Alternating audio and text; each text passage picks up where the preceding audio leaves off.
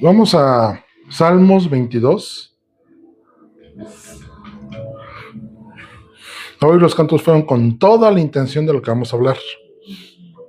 Entonces, de hecho, procuraré que los cantos que estemos entonando hablen del Señor Jesús, ¿no? Definitivamente, y que hablen al respecto de lo que estaremos compartiendo. Digo, cuando se acomoden, hay veces que no, quizá no se dé. Salmo 22, 1 y 2 dice: Dios mío, ¿por qué me has desamparado? ¿Por qué estás tan lejos de mi salvación y de las palabras de mi clamor?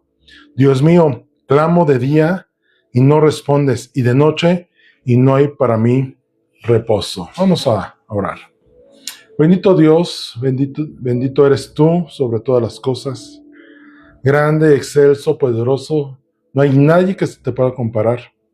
Gracias porque podemos estar reunidos ahora en tu nombre. Gracias, Señor Jesús, por tu salvación que nos diste. Y te rogamos, Espíritu Santo, que en este momento tú tomes el control. Abra nuestro entendimiento, nuestro corazón para recibir. Nuestro espíritu esté sensible y receptible a escuchar tu voz, que nos enseñes del Señor Jesús y que nos guíes al Padre. A ti sea la honra y la gloria por siempre. Amén y amén. Muy bien. Hoy vamos a estudiar el libro de Salmos. La verdad es que, y les voy a decir sinceros, yo pensaba estudiar todo el Salmo 22 porque es un salmo que habla mesiánico y que habla sobre el Señor Jesús. Pero bueno, pues ese era mi plan, pero pues a la mera hora hubo un cambio. ¿Por qué? Porque el Salmos es un libro que son 150 capítulos, dividido en 5 libros internamente, y tratar de hablar todo, o un solo tema de Salmos, hablando de alguna manifestación del Señor Jesús en ese libro, como los otros que hemos visto, que sí podríamos decir un libro completo habla sobre una temática o un título del Señor Jesús o una manifestación del Señor Jesús. Salmos no. Salmos en realidad habla de muchas manifestaciones o nombres que le podremos dar al Señor Jesús, que es como se estaría manifestando. Y aparte, el libro de Salmos contiene muchas profecías cumplidas exactamente en el Señor Jesús. Entonces, dada la magnitud y el tamaño y la temática de Salmos, lo voy a dividir en dos, seguramente en 2 fines de semana. Hoy vamos a ver todas las profecías en Salmos que hablan del Señor Jesús, que son inevitables verlas y estudiarlas. Y por otro lado, la siguiente semana estaremos dividiendo Salmos, la segunda parte, donde veremos los títulos o manifestaciones que tiene el Señor Jesús dentro de Salmos, ¿no? ¿Y por qué no hay una temática? Bueno, sí hay una temática. De hecho, esa enseñanza se llama alabanza, porque el libro de Salmos está lleno de alabanzas al Señor. Pero habla de un tema dividido en muchos subtemas, vuelvo a reiterar, que es el rey sufriente. Y sabemos de quién rey estamos hablando y por qué sufriente, ¿no? Por lo que padeció. Y el Salmo 22.1 empieza con eso. Y recordarás que ese pasaje te lleva literalmente, inmediatamente a la cruz del Calvario, donde Jesús dijo: Elí, Elí, lama sabactani, que es Dios mío, ¿por qué me has desamparado? Pero estudiar un poquito el libro de Salmos, déjame decirte, Salmos es un libro que es un libro de himnos destinado al pueblo de Dios. Pero al pueblo de Dios no es exclusivamente, al pueblo de Israel, sino al pueblo de Dios del cual tú y yo formamos parte. Un pastor alguna vez empezó a dar un estudio de los Salmos y decía, y me llamó mucho la atención, hasta le hice cara de limón amargo, ¿no? Agrio, así de... Porque dijo, iba como en el Salmo 50, y dice, yo no sé por qué empecé esa serie de Salmos, porque hay muchas cosas de Salmos que ya no aplican al día de hoy. Y yo dije, no. De hecho, toda la temática de Salmos hablando de tiempos, motivos y destinatarios, son universales. Lo mismo que, recordemos que 73 salmos son escritos autoría de David, y David los escribió en diferentes etapas de su vida, en diferentes circunstancias. No todos los libros, no todos los salmos de David son de gozo, ni de ira. De hecho, hay algunos que hablan de angustia, hablan de preocupación, de cuando estaba huyendo de su hijo, cuando estaba huyendo de Saúl, que decía, llora, Señor, mira, me están diciendo que ¿dónde está mi Dios? Me están confrontando, porque yo dije que creía en ti y ahora me están diciendo, a ver, si de veras, ¿no? Moisés por ahí tiene un salmo, Salomón tiene dos, Ageo tiene uno por ahí, Zacarías al parecer otro, los encargados de la alabanza que puestos por David levitas, Asaf y los hijos de Coré, también tienen autorías, y no todos los salmos son de gozo. La realidad es que hay de varios autores, y están los que no tienen autoría, pero alguien los escribió, y por algún motivo los escribió. De hecho, ¿qué salmo te gusta más, Alma? Salmo 23. Salmo 23. ¿Te identificas con él? A ver, dime otro, sin repetir. Salmo 105. Salmo 100, ¿de qué habla el Salmo 105? Ahora, a ver, papá, un salmo que te guste. Bueno, parte del 23. No, sí, ya no se va a repetir. Salmo 5. Salmo 5, mamá. 91. 91. Y seguramente se identifican con ellos por alguna circunstancia de vida. Pero ¿te has puesto a pensar qué estaba padeciendo el autor cuando escribió ese salmo? Por ejemplo, el Salmo 121. Alzaré mis ojos a los montes, ¿de dónde vendrá mi socorro? Mi socorro viene del Señor que hizo los cielos de la tierra. No dará mi pie al resbaladero, ni se dormirá el que me guarda, etc. Salmo 136 creo que es, el que habla sobre Babilonia, que decía, cantaré sobre los ríos de Babilonia. Decían, no voy a cantarle a los ríos, yo anhelo mi ciudad. Circunstancias que estaban cautivos en Babilonia, ¿no? En la deportación. Cada salmo tiene un porqué. De hecho, en una Biblia de estudio que tengo, mientras todos los libros hacen un estudio, hay un comentario de todo el libro, en el libro de Salmos hay un comentario por cada salmo, como entendiendo que no hay una secuencia en cuanto a decir, voy a escribir el Salmo 1, el Salmo 2, el Salmo 3 y esta va a ser mi colección, ¿no? Mi trilogía, ¿no? O como una serie de Star Wars, ¿no? O cualquier serie que quieras, ¿no? Que temporada 1, no. La Biblia, los Salmos no está escrito así. Te voy a comentar un poquito. El libro 1 de Salmos, que es del Salmo 1 al 41, habla sobre la relación de Dios con la humanidad. Se enfoca en el contraste entre lo justo y lo impío, y la importancia de confiar en Dios. El libro 2, que es del 42 al 72, se centra en Dios como refugio y fortaleza. Enfatiza la necesidad de entregar las cargas a Dios. El libro 3, del 73 al 89, habla sobre el santuario y la tierra. Aborda la justicia de Dios y su papel como juez en el contexto de la historia de Israel y las promesas de David. De hecho, este libro 3 no me gusta el título, pero a ver, creo que es entendible. Es el libro más oscuro en cuanto a que cuando se habla de la justicia de Dios, salimos raspados, ¿no? O sea, salimos raspados en el aspecto de que ¿quién podrá estar de pie delante del Señor y de su justicia? ¿No nos podremos justificar? Pues no. El que se le atrevió a hacer lo que fue Job, ya vimos cómo Dios le dio un amoroso mantenimiento, de decir, ¿tan justo te crees? ¿Dónde estabas cuando yo creé la tierra? ¿Dónde estabas cuando yo puse la circunferencia? ¿Dónde estabas? ¿Y dónde estabas cuando hasta creé el Leviatán y los... O sea, hablar de la justicia de Dios, si no estás bien posicionado delante del Señor, te va a raspar, ¿no? El libro 4, del 90 al 106, por ahí entra el 91, anima la alabanza a recordar la gloria de Dios y a servirle con alegría.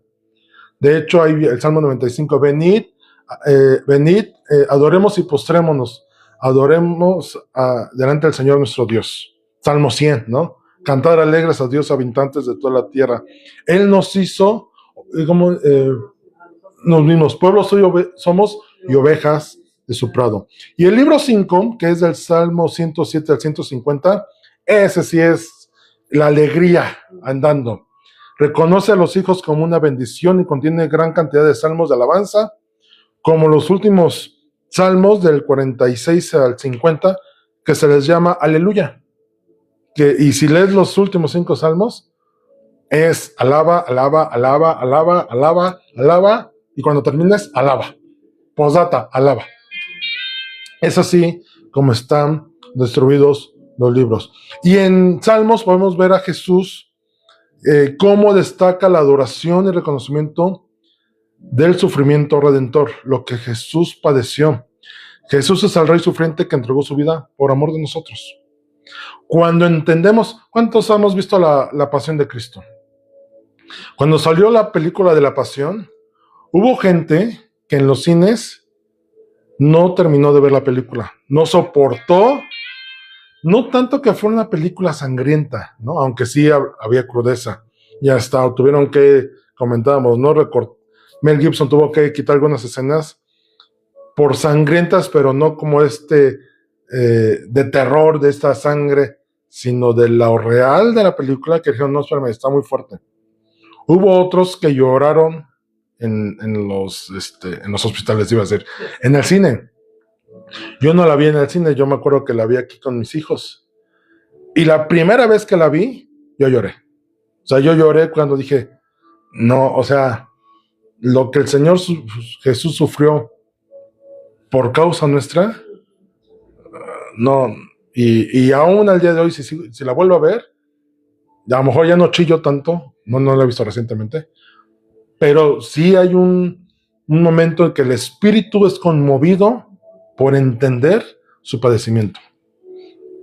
Entonces, de esto vamos a hablar hoy, de las profecías del Señor Jesús. Y fíjate que no todas las profecías que vienen no son buenas, en el aspecto de no son cosas bonitas, sino vienen referenciadas directamente a la cruz del Calvario y lo que el Señor Jesús padeció ahí. Profecías que los fariseos estaban ahí escritas, y por eso Jesús le dice a Nicodemo, tú siendo maestro de la ley, ¿no entiendes esto? Y será un mensaje como a los fariseos, oye, ahí estaba escrito de mí y no me reconoces. Todo lo que pasó el Señor Jesús venía ahí. Entonces vamos a empezar. Son al menos 20 profecías, voy a ver hasta dónde llego. Espero que todas. Y bueno, y yo espero que el Espíritu Santo te haga ver a Jesús a través de ellas, ¿no? Y recibes revelación. De hecho, algo que comentaba el viernes que empezamos Cristología, el estudio de Jesús, de Cristo en la Biblia, digo, si se le puede estudiar, pero todo lo que tenga que ver con él. Y por eso el Espíritu Santo hoy entiendo por qué me cambió el tema, o la visión de qué. Porque eso que vamos a ver hoy entraría dentro de la Cristología. Y no lo vamos a abordar en los viernes, sino eso lo vamos a ver aquí, a través de Salmos. Y la segunda es, y comentaba yo el viernes, la Biblia, aunque son 66 libros, es un solo libro, ¿no? Porque el tema central de toda la Biblia es Jesús. Y de estos domingos estamos viendo cómo cada libro de la Biblia habla del Señor Jesús y se presenta literalmente de al menos 66 formas diferentes, porque son 66 libros. Y si Salmos es un compendio de 150 textos y oraciones, pues son seguramente 150 formas también de ver al Señor Jesús. Las vamos a ver a través de las profecías. Vamos a ir en orden. A ver, Salmo 2, 8 y 9. Tengan ahí la Biblia lista, o si quieres poner atención, yo tengo todos los textos y los vamos. Dice Salmo 8 y 9. Pídeme y te daré por herencia las naciones y como posesión tuya los confines de la tierra. Los quebrantarás con vara de hierro, con vasija de alfarero los desmenuzarás. La profecía es un reinado justo. Cumplimiento. Apocalipsis 2, 26 y 27 dice: al que venciere y guardare mis obras hasta el fin, yo le daré autoridad sobre las naciones. Si dices, dice, pídanme y les daré por herencia las naciones. Dice, al que venciere, le daré autoridad sobre las naciones y las regirá con vara de hierro. Y el Salmo 2.9 dice, los quebrantarás con vara de hierro y serán quebradas como vaso de alfarero, como yo también la he recibido de mi Padre. Y está hablando el Señor Jesús de lo que recibió descrito en el Salmo 2. El Señor reina, el reino del Señor es un reino justo. Y la vara de hierro no es una vara de azote, ¿no? Sino de corrección. De así debe de ser la justicia. La justicia no es imparcial, no es parcial, debe ser imparcial. Esto es, inclusive si has estado leyendo Proverbios, ahorita que vamos en el 18, creo, capítulo, hay un verso que dice ahí que el Señor aborrece cuando haces inocente al culpable y cuando juzgas de culpable al inocente. No es que el Señor no le guste, lo aborrece. O sea, así de, ¿sabes qué? Sácalo de aquí. No lo puede ver ni en pintura, ¿no? Entonces, la justicia de Dios es plena y completa. Apocalipsis 12:15 dice, y ella dio a luz un hijo varón, que regirá con vara de hierro a todas las naciones, y su hijo se fue arrebatado para Dios y para su trono. Vara de hierro a todas las naciones, está hablando del Señor Jesús. Vamos a Salmo 8, 4 y 6.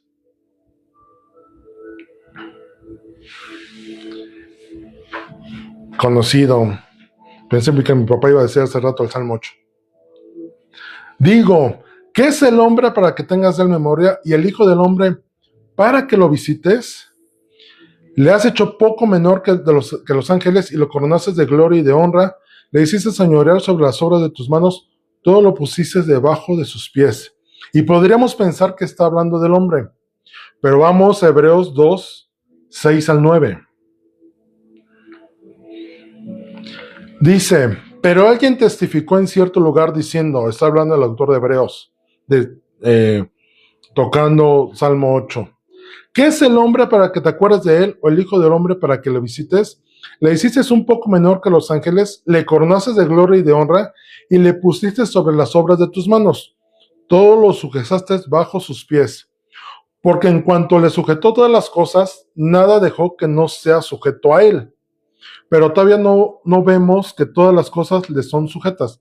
Pero vemos a aquel que fue hecho un poco menor que los ángeles, a Jesús, coronado de gloria y de honra, a causa del padecimiento de la muerte, para que por la gracia de Dios gustase la muerte por todos. Y está hablando que Jesús se despojó de su gloria para hacerse menor que los ángeles. O sea, se hizo como tú y como yo. Para padecer y entonces ser glorificado por él, por el sacrificio en la cruz del Calvario. ¿Sabías que la resurrección estaba profetizada? Salmo 16:10.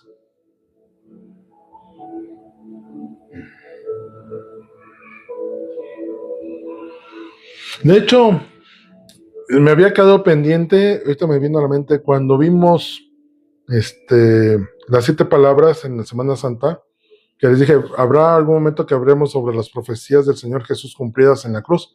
Bueno, por aquí vamos a tocar algunas. Salmo 16:10 dice, porque no dejarás mi alma en el Seol, ni permitirás que tu santo vea corrupción. Hablando David de... algo importante. Las profecías, muchas son descritas como en primera persona, en este caso como si David estuviera hablando sobre él mismo, cuando en realidad está hablando sobre el Señor Jesús. Ajá. Seguramente David o el autor de la profecía, el que haya escrito, no el autor, el que haya escrito la profecía, estaba pasando por alguna circunstancia que lo llevó a describir tal cosa, pero no fueron palabras al aire, o como se me chisporroteó, dije eso sin querer, no. Fue guiado por el Espíritu Santo para que se cumpliese en el Señor Jesús. Dice Hechos 2, 25 y 31. Porque David dice de él, veía al Señor siempre delante de mí, porque está a mi diestra, no seré conmovido. Por lo cual mi corazón se alegró y se gozó mi lengua, y aún mi carne descansará en esperanza, porque no dejarás mi alma en el Hades, ni permitirás que tu santo vea corrupción. Ahí el autor de Hechos, Lucas, está narrando lo que dijo Pedro, y Pedro está describiendo lo que dijo David respecto a ver que no vería el Hades ni vería corrupción. Dice, me hiciste conocer los caminos de la vida, me llenarás de gozo en tu presencia.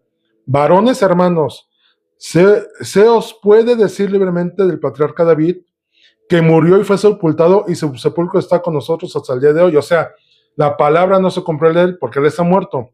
Pero siendo profeta y sabiendo que con juramento Dios le había jurado que de su descendencia, en cuanto a la carne, levantaría al Cristo para que se sentara en su trono, viéndolo antes, habló de la resurrección de Cristo, que su alma no fue dejada en el Hades, ni su carne vio corrupción. Pedro era testigo ocular, verificable, o sea, él daba fe de decir, lo que dijo David no se cumplió en David, porque su tumba conocemos, se cumplió en el Señor Jesús. Él estaba hablando del Señor Jesús, está diciendo Pedro.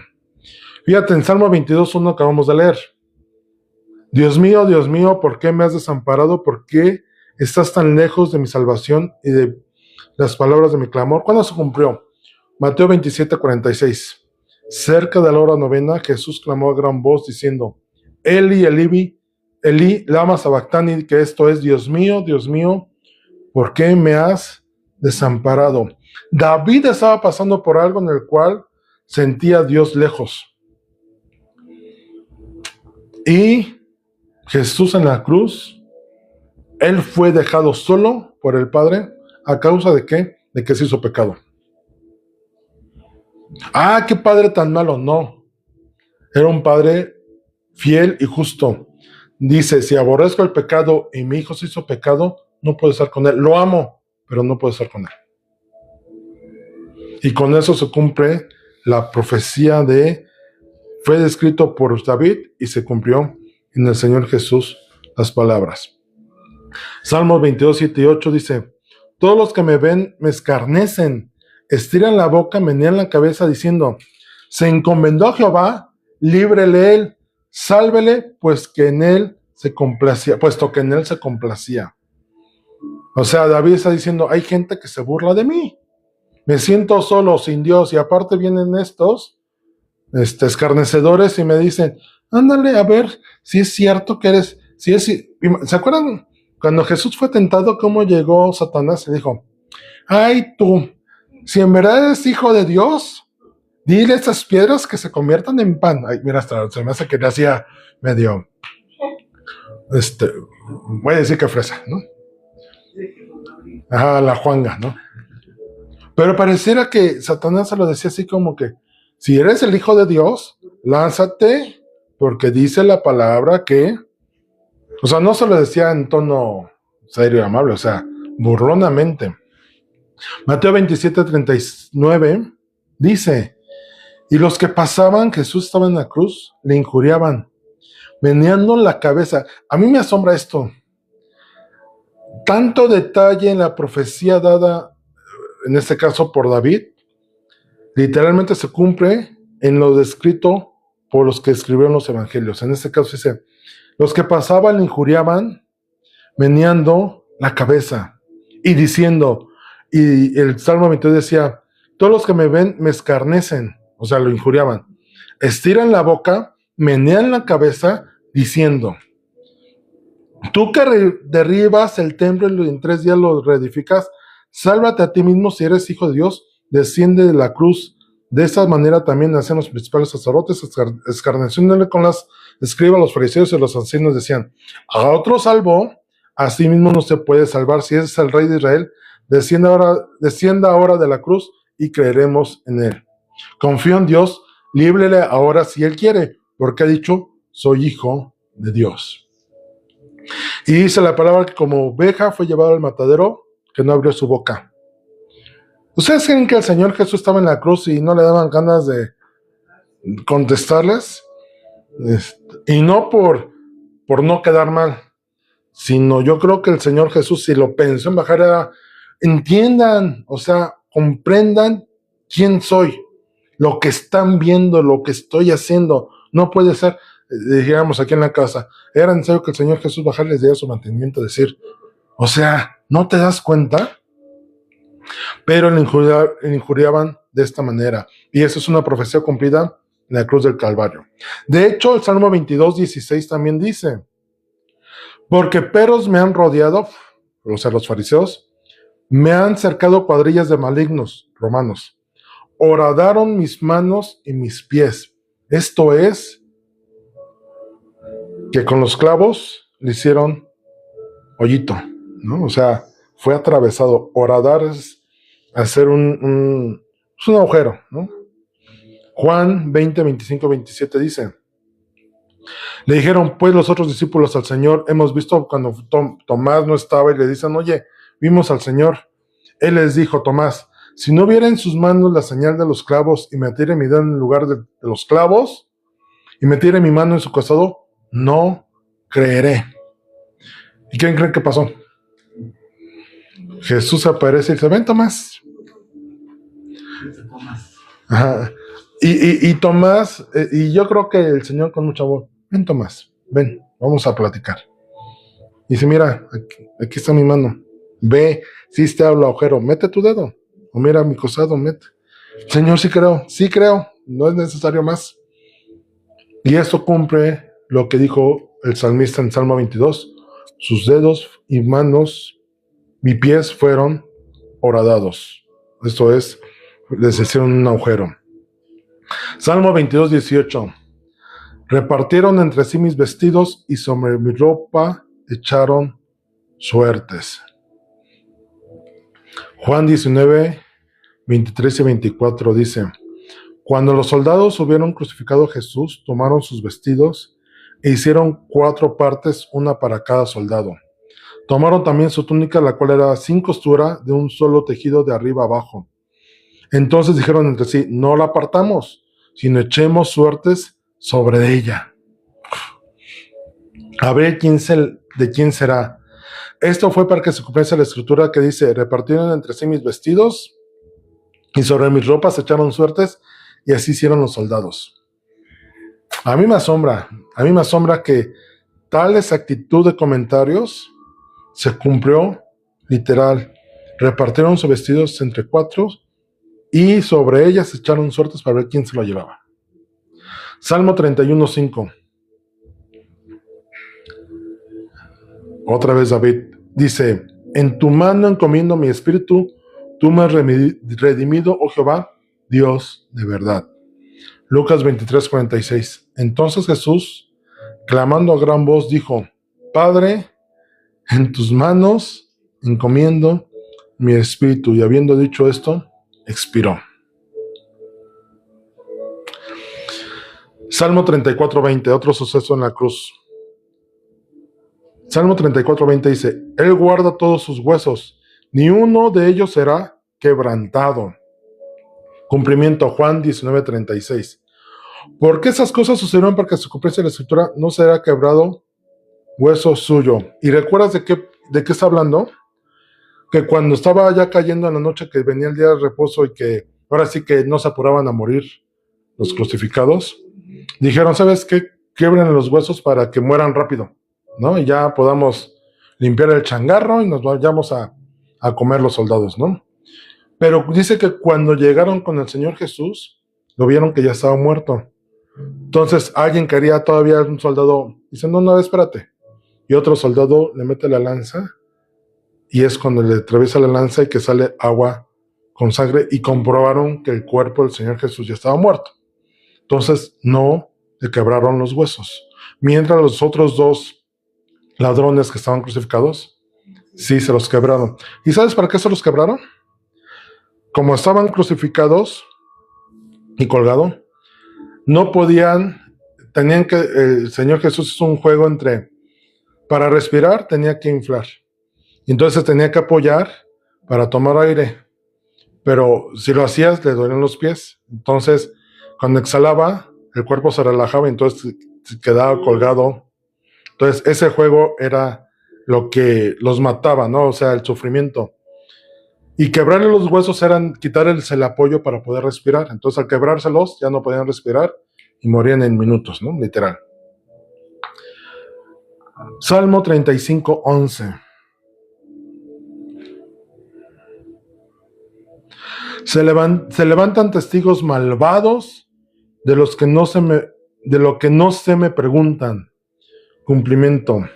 Mateo 26, 59, 60. Dice: y los principales sacerdotes y los ancianos y todo el concilio buscaban falso testimonio contra Jesús para entregarle a la muerte, y no lo hallaron, aunque muchos testigos falsos se presentaban. Pero al fin vinieron 2 testigos falsos y hablaron cosas, ¿no? Inventaron cosas, ¿no? O sacaron de contexto cosas diciendo, sí, él dijo, ¿no? Comprendo lo que dijo Salmo 35, se levantan testigos malvados. ¿Y Jesús iba a aceptar algo que no había dicho? No. De hecho, les decía el otro día en la clase, el viernes, Jesús cuando nunca mintió, pero tampoco entró en soberbia a decir sí. Cuando Herodes le dijo, ¿eres tú el Cristo? Él no podía decir que no era el Cristo, ¿no? Dijo, ¿qué le dijo? Tú lo has dicho. Yo no lo dije, tú lo dijiste. Y ese tipo de cuatro, ¿cuántas veces se lo presionan al Señor Jesús para cacharlo en algo mal dicho? ¿No? Imagínate que hubiera dicho, sí lo soy. No hubiera hecho mentira. Pero hubiera dado pretexto a los fariseos y a todos los feos que estaban ahí para decir, ya ven, él mismo se está diciendo que es el Cristo. Pero Jesús no quebranta la ley. Dicen Proverbios que la honra no es honra cuando sale de la propia boca. O sea, Jesús, si él mismo decía, yo soy hijo de Dios, o yo soy el Cristo, o yo soy... era como reconocerse a sí mismo. El reconocimiento nunca sale de tu propia boca, siempre viene de alguien más. Cuando te dice, oye, qué bueno eres.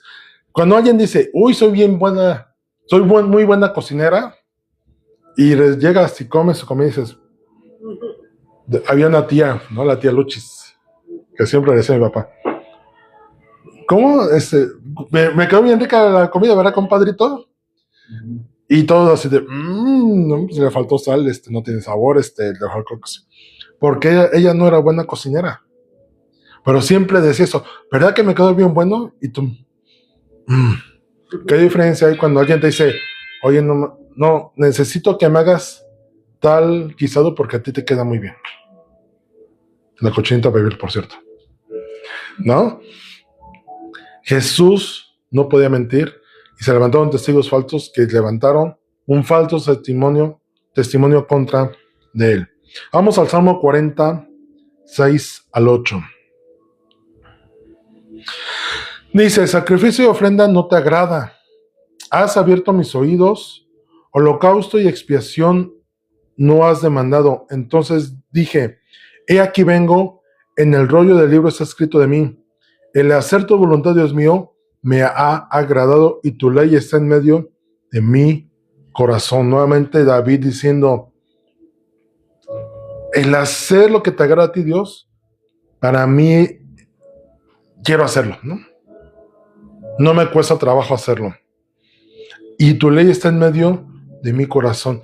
De hecho, en Salmo 119 dice, en tus mandamientos meditaré, consideraré tus estatutos, meditaré en tus caminos, no me olvidaré de tu palabra.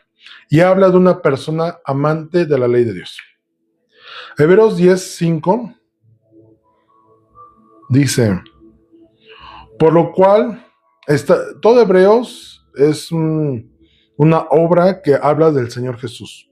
Y en el verso 10 dice, por lo cual, estando en el mundo, dice, sacrificio, ofrenda no quisiste, más me preparaste cuerpo, holocaustos y expiaciones por el pecado no te agradaron. Entonces dije, he aquí que vengo, oh Dios, para hacer tu voluntad, como en el rollo del libro está escrito de mí, diciendo primero, sacrificio y ofrendas y holocaustos y expiaciones por el pecado no quisiste, ni te agradaron, las cuales cosas ofrecen según la ley, diciendo luego, he aquí vengo, oh Dios, para hacer tu voluntad, quítalo primero para establecer esto último. En esa voluntad somos santificados mediante la ofrenda del cuerpo de Jesucristo, hecha una vez y para siempre. ¿Qué es lo que está diciendo aquí Hebreos? Que dijo, es que el Señor no quiere más sacrificios, ni ofrendas, ni holocaustos, quiere un sacrificio suficiente. Y dijo el Señor Jesús, no quiere sacrificios. Literalmente el Señor Jesús dijo, no quiere sacrificios, no te los voy a dar. Padre, yo voy a hacer tu voluntad y por mi sacrificio, mi entrega de cuerpo, es que tú y yo somos santificados. Fíjate, Judas viene en el Salmo 41:9. Dice, aún el hombre de mi paz, en quien yo confiaba, el que de mi pan comía, alzó contra mí el calcañar. Juan 13:18 dice, no hablo de todos vosotros, yo sé a quién es elegido, mas para que se cumpla la escritura, el que come pan conmigo levantó contra mí su calcañar. Y sabemos de quién está hablando, de Judas. Dice, el que moja el pan, él comía conmigo y me traicionó. De hecho, en las representaciones, en las películas o series que hablan sobre el Señor Jesús, esa escena de la última cena, muestran cómo están comiendo y se pasaban el pan y la copa, y tenían la costumbre de mojar el pan en el vino. Y siempre pasa como desapercibida la escena, ¿no? Pero es significativa. Judas con el pan, por ejemplo, y Jesús dándole la copa, mojando Judas, y nadie se da cuenta, ¿no? Nadie capta. De hecho, recordemos que a los discípulos estaban velados sus ojos para ver tales cosas como ocurrió en el camino de Emaús. Pero las palabras proféticas se cumplieron cuando decía, el que conmigo comía pan. Y se cumplió literalmente. Salmo 45, 6 y 7. Tu trono, Dios, es eterno y para siempre. Cetro de justicia es el cetro de tu reino. Has amado la justicia y aborrecido la maldad. Por tanto, te ungió Dios, el Dios tuyo, con óleo de alegría más que a tus compañeros. En Hebreos 1, 8, 9 dice, mas del Hijo, dice, o sea, David lo escribió hablando del Eterno. David conoció al Señor Jesús, ¿no? Recordemos que esta parte de las cristofanías, que son las manifestaciones del Señor Jesús en el Antiguo Testamento sin revelarse como el Hijo, pero ahí estuvo actuando. Pero el autor de Hebreos dice, más del Hijo, o sea, esta escritura del Salmo 45:8 está hablando no del Padre, sino del Hijo. Dice, tu trono, Dios, por el siglo del siglo, cetro de equidad es el cetro de tu reino. Has amado la justicia y aborrecido la maldad, por lo cual te ungió Dios, el Dios tuyo, con óleo de alegría más que a tus compañeros. El autor de Hebreos sabía esto. Era del Señor Jesús de quien estaba hablando. Salmo 69:4. Jesús fue rechazado. Dice, se han aumentado más que los cabellos de mi cabeza los que me aborrecen sin causa. Se han hecho poderosos mis enemigos, los que me destruyen sin tener por qué. ¿Y he de pagar lo que no robé? Cumplimiento. Juan 15:25. Para esto es para que se cumpla la palabra que está escrita en su ley. Sin causa me aborrecieron. ¿Te das cuenta? Y si lo analizas a detalle, ¿qué hizo Jesús para ser odiado por los fariseos y los escribas? Los saduceos y todos ellos. ¿Qué hizo Jesús realmente? Nada. La realidad es que no les hizo nada, ¿no? Algo que dijeras, por ejemplo, si yo dejo aquí esto, a mí me gusta aquí, y llega Alma y agarra y lo pone acá, pues ya me hizo, ¿no? Literalmente me hizo algo. ¿Qué le dice? Pues es que a mí me gusta aquí, ¿por qué lo moviste, Alma? Ni me preguntaste. Te vas a una chamarra y no me dijiste, ¿no? Eso es hacer algo, ¿no? Algo con toda la intención. Jesús no les hizo nada. ¿Recuerdan cuando en alguna ocasión les comentaba, hay gente que te va a aborrecer por el simple hecho de existir? ¿Y por qué es? Porque te odian, te rechazan o te detestan, porque ven en ti lo que ellos anhelan y no quieren, no pueden o no tienen. Nada más por eso. Ay, cómo me gustaría tener la personalidad que tiene fulanito. Ay, cómo me gustaría tener el pelo que tiene sutanita. Ay, cómo me gustaría caminar como camina perenganito. O sea, a veces yo digo, son cosas hasta banales, ¿no? Jesús no les hizo nada más que cumplir la ley, y en eso ellos se sintieron ofendidos, sin por qué, porque no les cambió la ley, cumplió la ley como se tenía que cumplir, y por eso la rechazaron, porque sus intereses estaban siendo tocados. Salmo 69:9. Porque me consumió el celo de tu casa, y los denuestos de los que te vituperaban, y los denuestos de los que te vituperaban cayeron sobre mí. Juan 2:17. ¿Recuerdan cuando Jesús hizo limpieza del templo? Es que no habían hecho qué hacer y Jesús fue a limpiar. ¿Por qué hizo Jesús esto? ¿Por qué fue y sacó a todos los mercaderes y los que vendían ahí, que tenían negocio ahí? Porque no era para eso. Dice, mi casa de oración será llamada, y ustedes lo han convertido en cueva de ladrones. Ahora en la serie de Chosen, esa parte, cuando la vi me puse a pensar mucho, pero dije, sí es cierto, nunca lo habíamos pensado así. Vendían, es como aquí en el metro. ¿Está permitido vender en el metro? No. ¿Y por qué hay vendedores en el metro? Pues porque el que tiene la autoridad del metro les da chance de entrar con su respectiva cooperación, ¿no? ¿Está permitido o no está permitido? Pero para todos los que intervienen es negocio. ¿Quién dejó que vendieran dentro del templo? Los sacerdotes. Y aparte, no vendían barato. Recordemos que las ofrendas eran de acuerdo a la capacidad económica de la persona. Y dice la ley en Éxodo, Levítico, Números, un becerro. Si no, un cabrito. Si no, unas tórtolas. Y si de plano no tienes, eran cereales. O sea, lo más barato, pero dice, no dejes de ofrecer ofrenda, ¿no? Hasta dice en qué casos se podía. Y ellos vendían. Entonces decía, ¿qué vienes? Un cabrito. No, pues te vale 10,000 pesos. No traigo 10,000. Y a lo mejor un cabrito es como aquí de temporada, ¿no? Todo el año el chile ancho está poblano, está a 10 pesos, y en septiembre sube a 60, ¿no? Entonces, todo el año, no el piñón o fin de año, ¿no? Así hacían en el templo, vendían de ocasión. ¿Quieres? Tú tienes que presentar ofrenda por tu pecado, yo te lo vendo en 10 pesos, vale 5, pero ¿quién tiene la obligación, tú o yo? No, pues yo, entonces paga. Salud, Jesús sana. Juan 2:17 dice, entonces acordaron sus discípulos que está escrito, el celo de tu casa me consume. Jesús, al ver la casa del templo hecho para el Padre, dijo, ¿qué están haciendo? Respeten mi casa, decía un luchador, ¿no?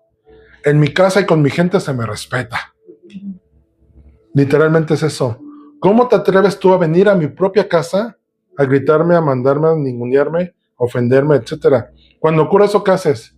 ¿Sabes qué? Salte de mi casa, ¿no? Ya no eres bienvenido. Salmo 69, 21.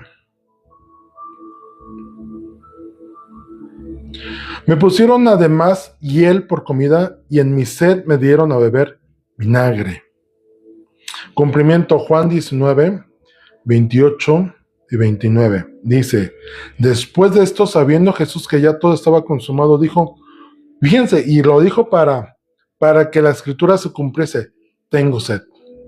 Y estaba allí una vasija llena de vinagre, entonces ellos empaparon en vinagre una esponja y poniéndola en un hisopo, se la acercaron a la boca. ¿Te has preguntado qué hacía una vasija de vinagre en una crucifixión? Yo siempre me he preguntado, bueno, ¿qué tenía que hacer una vasija? No sé si... Yo pienso que a lo mejor era para echarle las heridas y que les ardiera, no sé, o y a los clavos a lo mejor con eso las bañaban para... No sé. La realidad es que no sé. Pero el tema es ¿qué posibilidades había que una vasija de vinagre estuviera ahí para que se cumpliera la promesa? La profecía al respecto. No voy a leer todo el Salmo 72, si quieres ahí leer en tu casa. Pero el Salmo 72 es mesiánico, del Rey universal que gobernará sobre todas las cosas, hablando del Señor Jesús.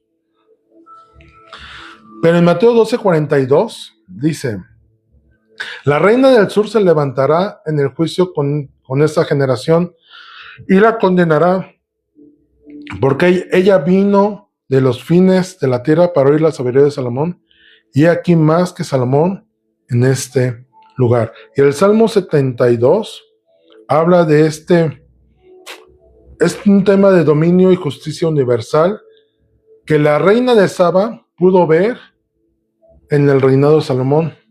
De hecho, la reina de Saba dice, oye, lo que había escuchado de ti era se quedaron cortos con lo que ahorita vengo a ver y ser testigo de cómo vives, juzgas, reinas y hasta dónde vives.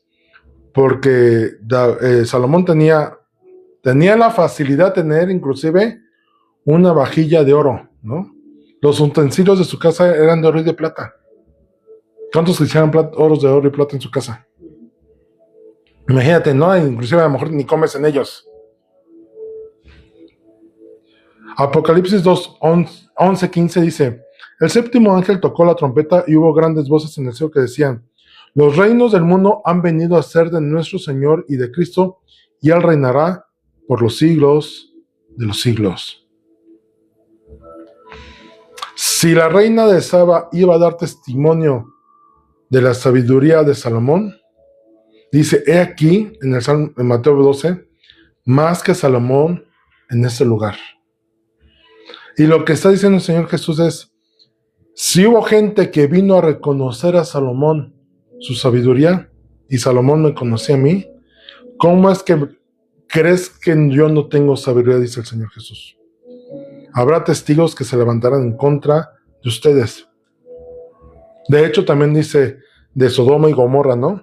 Que en aquel tiempo la justicia contra Corazín y la otra ciudad se me fue. Dos ciudades que rechazaron el evangelio. Dice, el castigo de Sodoma y Gomorra va a ser nada en comparación al castigo que le va a ocurrir a esas ciudades por no reconocer al Señor Jesús. Salmo 78:2 dice,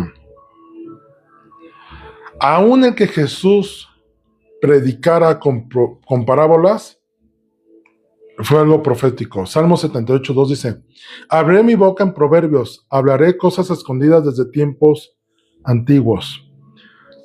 Mateo 13:34 dice, todo esto habló Jesús con parábolas a la gente, y sin parábolas no les hablaba, para que se cumpliese lo dicho por el profeta cuando dijo, abriré abriré en parábolas mi boca, declararé cosas escondidas desde la fundación del mundo. ¿Y sabes por qué Jesús les hablaba así? Y lo explica, les hablo así para que oyendo no entiendan, no comprendan. Y esto es, a los que son carnales no iban a entender, solamente para un espiritual podía entender las parábolas. ¿Tú entiendes hoy todas las parábolas? Pregunta, ¿no? Aún algunas son difíciles de entender, ¿no? A no ser que estés en relación con Pedro y digas, ya entendí a qué se refiere, ¿no? Si tú escuchas la historia va a ser difícil, pero la parábola sembrador, ¿entenderás que está hablando del evangelio y de diferentes tipos de tierra de primera? ¿No? A lo mejor tú te dirías, pues sí, es que la semilla cae, no toda la tierra es apta para sembrar. Y eso todo lo sabe. Pero Jesús no está hablando de algo natural, está hablando de algo espiritual, que yo creo que muchos ni siquiera captaron a qué se refería. El pacto eterno de Dios con David, Salmo 89, hablando de que de su linaje nacería alguien de su descendencia que sería rey y se sentaría en el trono. Salmo 89 habla de todo eso. En Lucas 1:32, cuando fueron a presentar a Jesús en el templo, tampoco fue obra de la casualidad que estuviera ahí Simón y que al ver al Señor Jesús le dijera, ese será grande y será llamado Hijo del Altísimo, y el Señor Dios le dará el trono de David, su padre. ¿Y quién le dijo que Jesús en ese momento bebé venía de la descendencia de David? María y José andaban caminando con su genealogía a cuestas, ¿no? Así, un rollo aquí pegado, ¿no? De la genealogía de Mateo 1, ¿no? No.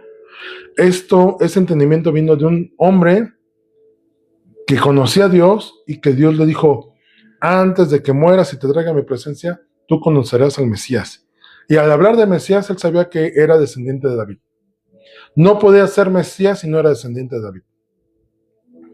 Hechos 13, 22 y 23 dice, quitado le levantó por rey a David, de quien dio también testimonio diciendo, he hallado a David, hijo de Isaí, varón conforme a mi corazón, quien hará todo lo que yo quiero.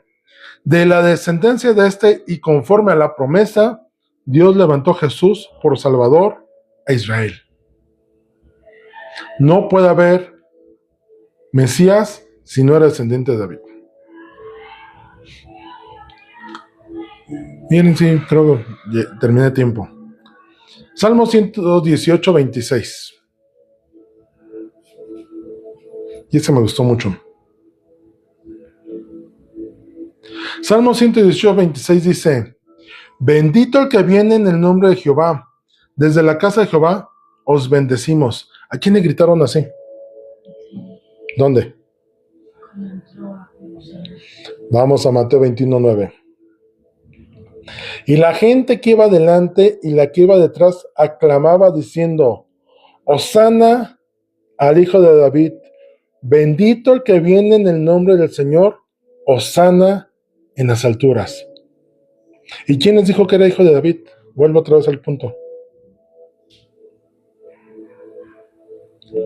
Esta declaración no fue, yo no sé cómo habrán empezado, quién habrá organizado la porra, ¿no? Posiblemente los discípulos, ¿no? Ellos empezaron o a lo mejor los que ya habían recibido testimonio, habían sido sanados, o los que andaban detrás del Señor Jesús, que lo habían escuchado hablar, decían, ese es el Mesías, ese es el que hablaron. De hecho, cuando Natanael va con Andrés con Natanael, que dice, oye, ven, hemos encontrado al Mesías. Dice, ¿de dónde? De Galilea. ¿Acaso de Galilea va a salir algo? Ven y velo. Había hombres temerosos de Dios que les fue revelado o que estaban esperando al Mesías y cuando lo vieron lo reconocieron. Que dijeron, sí es. Algunos siguieron al Señor Jesús por el testimonio de Juan el Bautista que dijo, Él es el Cordero de Dios que quita el pecado del mundo. Y ¿ustedes creen que creyeron a la palabra nomás porque Juan lo dijo? Yo creo que recibieron la palabra y en su espíritu el Espíritu Santo les dio testimonio de decir, es cierto.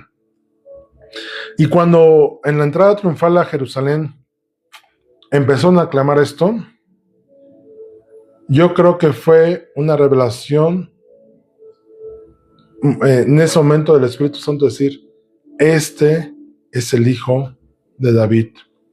Bendigan al que viene en el nombre del Señor. Y también vas a ver algo. Alguien que no viene en el nombre del Señor no es bendecido. Por eso el Señor dice, cuando le dicen, Señor, es que en tu nombre hicimos, en tu nombre echamos, yo no los conozco, yo no los mandé, yo no les di mi bendición para que lo hicieran. Literalmente yo no les encomendé nada como para que me vengan a reclamar pago. ¿Quieren que los bendiga? No los voy a bendecir. ¿Por qué? Porque yo no los mandé. Antes de hacer buenas obras, dice el Señor, quiero obediencia. Lo que yo les indique, eso hagan. El Señor Jesús, ya hace rato veíamos, se deleitaba en hacer la voluntad del Padre. De hecho, Él quería hacer la voluntad del Padre.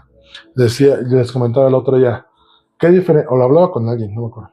Qué diferente es,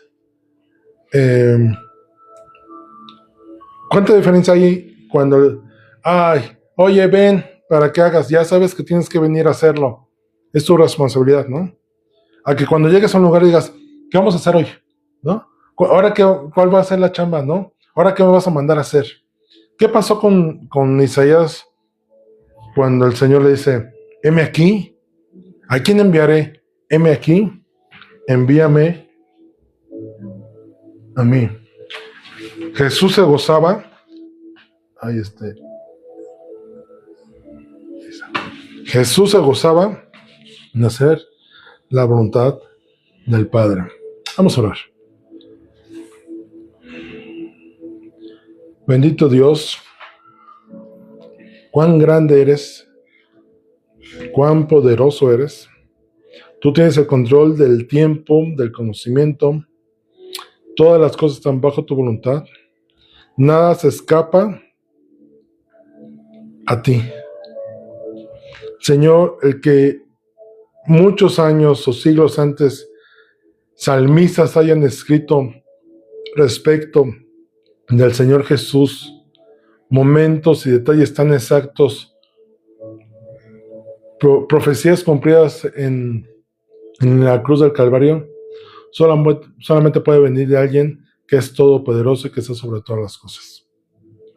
Y Señor, todas esas profecías se cumplieron para que el Mesías, Jesús, nuestro Salvador, cumpliese la obra redentora en la cruz del Calvario con su muerte y resurrección para darnos vida. Gracias, Señor, porque nadie en el mundo, nadie en esta humanidad, nadie en la historia de la tierra ha podido siquiera acercarse en alguna medida a la perfección y precisión de los sucesos ocurridos en la cruz del Calvario. Gracias, Señor, porque los salmos no solamente son alabanza, no solamente son oraciones de arrepentimiento, no solamente son oraciones de confianza, no solamente son declaraciones o recordatorios de lo que tú hiciste y lo que harás. Señor, hablaban del Señor Jesús y su obra redentora en la cruz. Gracias, Señor, porque no son casualidades, son propósitos cumplidos en ti. Gracias porque esas profecías vienen a confirmar quién era Jesús.